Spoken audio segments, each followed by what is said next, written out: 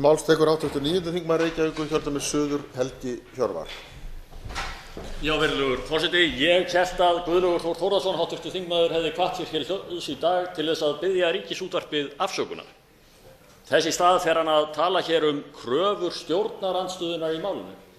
En virðulegur forseti, þetta snýst ekkert kröfur stjórnarandstöðunnar.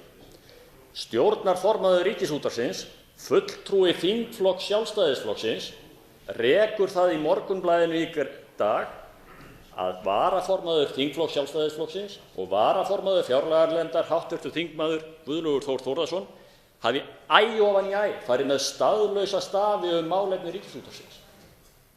Og þess vegna hélt ég eftir þessa hirtingu að þingmaðurinn væri kominn hér upp til þess að biðjast afsökunar á þeim staðlausu stöfum.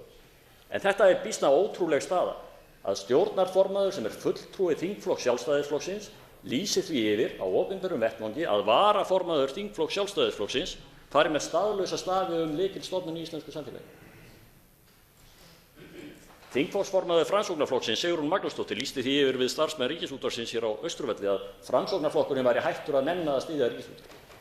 Það er erfiðara að átta sig á stöðunni í Sjálfstæðisflokknum. Þegar að trúnaðarmaður Illuga Gunnarssonar menntamálaráðherra hirtir Guðlaugur Þór Þórðarson, hv. þingmann, með þessum hætti. Eru þetta innanflokks átök í Sjálfstæðisflokknum sem að leika Ríkisútvarpið svona grátt? Hvað sem því líður þá held ég að það færi betur á því að Sjálfstæðismenn héldu innanflokks átökum sínum í Valhöll og hefðu ekki Ríkisútvarpið að bitbeini.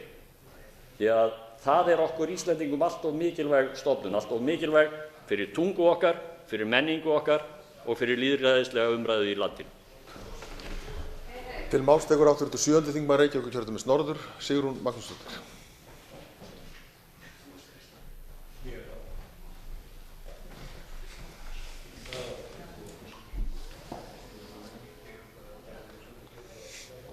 Virðulegi forseti, en mig langar aðeins út af ummælum hv. þingmanns Helga Hjörvar segja það, ég nota mjög sjaldan orðið að nenni ekki. Það held ég sé yfirleitt ekki til í minni orðabók, en þessi orðaskipti áttu sér stað á hlaupum hér út á Austurvelli, það er rétt. Við höfum ætíð Framsóknarmenn stutt Ríkisútvarpið, ætíð. Það hefur verið okkur varða á leið.